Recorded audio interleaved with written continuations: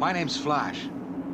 I know. Flash Gordon is my favorite film. I consider it to be the most magical film, most inspiring, most exciting, certainly the most colorful film of my youth. But as somebody who loves sci-fi movies and superheroes, this was the most satisfying experience of both my youth and of my adulthood whenever I watch any picture.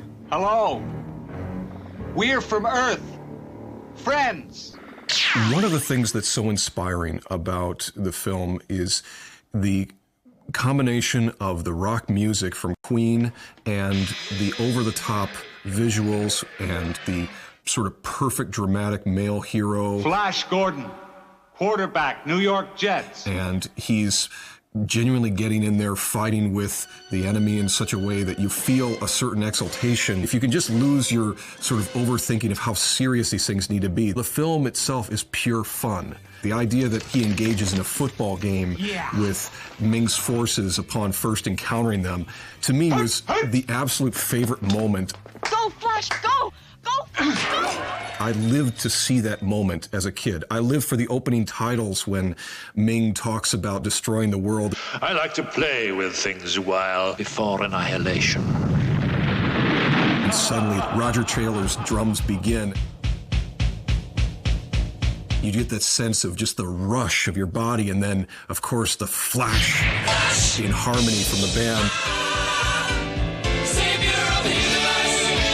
Certainly the special effects were a little bit more, not necessarily humorous, but they were so colorful and unreal in some other way that the film becomes one of the greatest fantasies, in a way much like a rock opera that had ever been created, and so unlike any of the other films it could be compared to. Flash Gordon is not Star Wars or Superman or any of the other films of its nature. It's in its own category. Larger-than-life characters is what really drew me to wanting to draw. And I've been fortunate enough to work with the biggest characters in comics, everybody from Spider-Man to Superman to Batman. I knew from the age of 4 or 5, this is all I wanted to do for my livelihood. Of course, the main part of the medium of comics, especially in America, is superheroes. It's hard to say that Flash Gordon is himself a superhero when he's really the father of all superheroes in so many ways. He's an equal of Tarzan, John Carter of Mars. That's the type of stuff that Flash Gordon embodies. And of course, his precursor is Buck Rogers, which was also a similarly popular comic strip in the early part of the 20th century. And Flash Gordon would be arguably the most popular of all those things when he hit in his initial period of the 1930s there, and had an effect that would ripple for decades to come. You're a hero.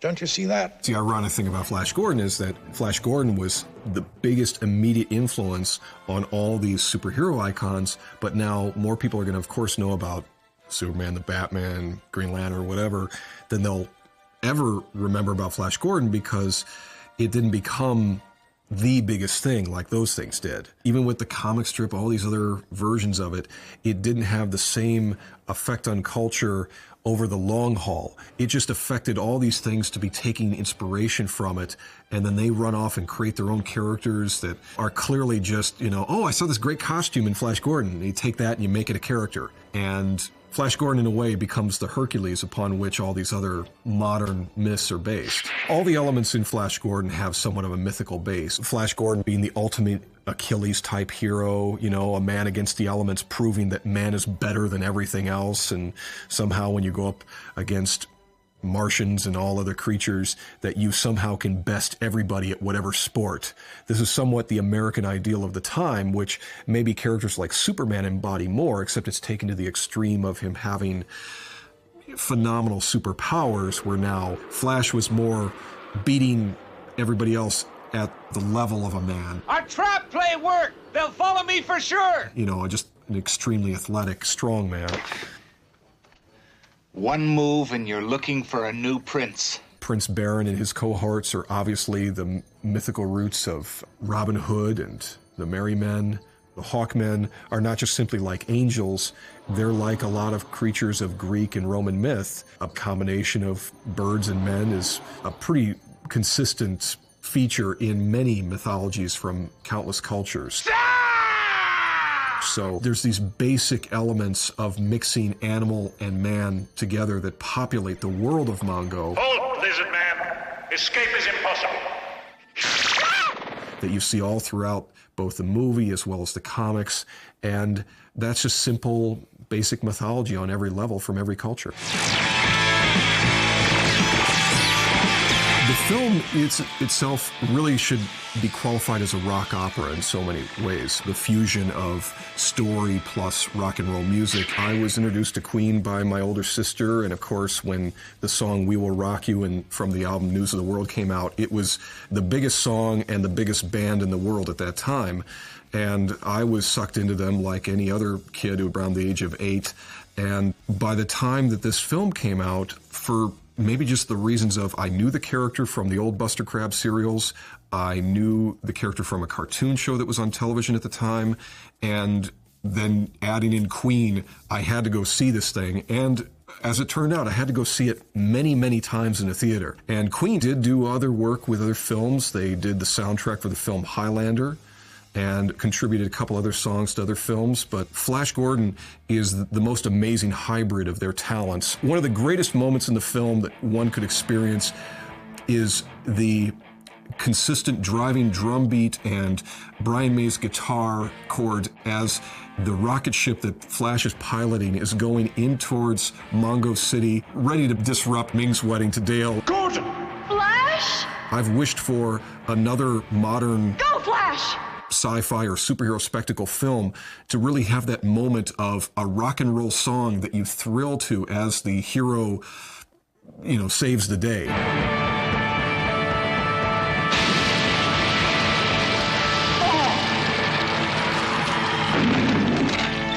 The film was wonderfully embraced in England, and throughout much of the rest of the world, it was a huge hit. But in America, there was somewhat of a weird sense that was shifting between some of the more fantastical things of the 70s and the more serious sci-fi nature that would come about through Star Wars influence in the 1980s.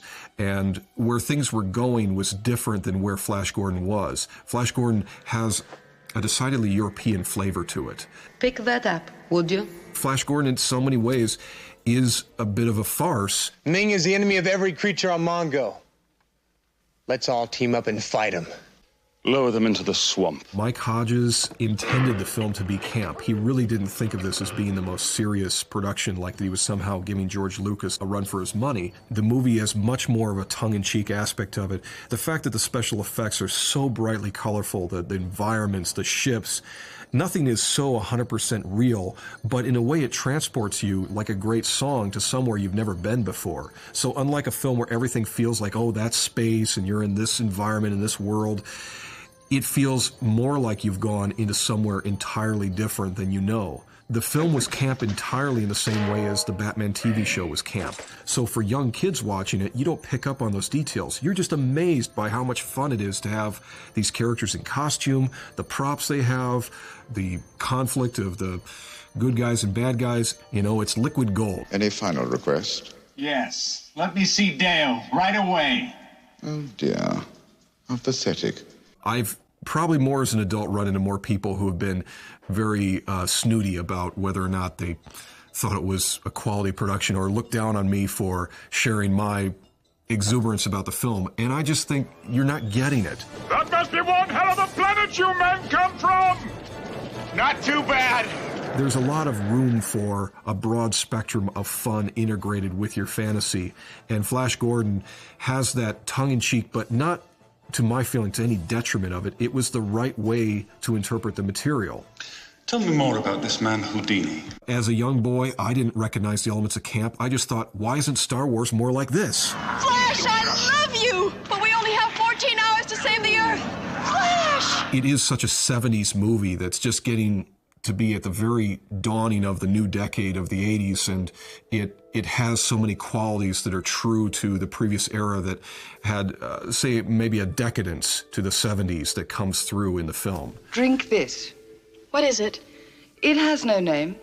Many brave men died to bring it here from the galaxy of pleasure. Just like the Rocky Horror Picture Show, there's a lot of aspects of how things are not really selling themselves for the broad spectrum of maybe middle America, that it has a little bit more eccentricity to it. Do you, Ming the Merciless, ruler of the universe, take this earthling, Dale Arden, to be your empress of the hour? Of the hour, yes. You promise to use her as you will? Certainly. There's a lot of implication of bizarre sexuality, and Ming like massaging the body of Dale from afar. Did you ever see such response? No, truly. There's fetishism, sexual innuendo. Gently, darling. It's extremely sensitive. Like me. Most of the costumes being this high-gloss black leather and latex and near-naked clothing. The hero himself is running around wearing a tank top throughout most of the film and has his moments of being pretty close to naked. He is the object of the women's affection in the film. I like you a lot. And for any guys watching it, you'd think, well, I want to be that guy. I want to be that handsome that everybody's falling over themselves to have him, to control him, or to kill him. You really prefer death to a kingdom? I'm disappointed. I'd much rather see you on my side. I would think I've seen Flash Gordon more than most people ever would likely have seen it, unless you worked on the film and had to edit it. But over the last 25 years, I've watched it so many dozens of times that, have I crossed 100? I don't know. I haven't kept a chart, but definitely it's one of those things that I can go a certain amount of time, and when putting it on again, it's just as fresh as it was, and just still there's more things that jump out at me that make me go, oh yeah, look at that little thing. As of the last couple of years now, things have finally come together with the Flash Gordon movie and me sort of intersecting our lives. I'm involved with making the Flash Gordon toys as an art director, where I'm making sure the likenesses are matching and the costume designs and details are right. And in designing a DVD cover for Flash Gordon, I've been really just living the dream of, how is this thing that had such a profound impact on a 10-year-old now allowing a 37-year-old to actually interact with it? And it's magical. To get a chance to illustrate anything related to Flash Gordon, that's phenomenally exciting. For me, the film is a combination of all the things that I love the most. It's my favorite lead hero, my favorite band doing the soundtrack, some of my favorite side actors like Dalton and Sydow. All these things that shouldn't have work so magically. And the film ends with the greatest moment in cinematic history, where the director, and apparently from what I've heard, no one else knew how to end the film. You got this point now where they've won, they've killed Ming, and Sam Jones came up with the idea of just jumping up into the screen as he's been told that the Earth's been saved. You've saved your Earth. He jumps up and yells out, "Yeah!" That moment for me, since I was a kid and to this day, there's a rush that actually comes through me when I see that. And of course, the music of Queen kicking in, and it's all good.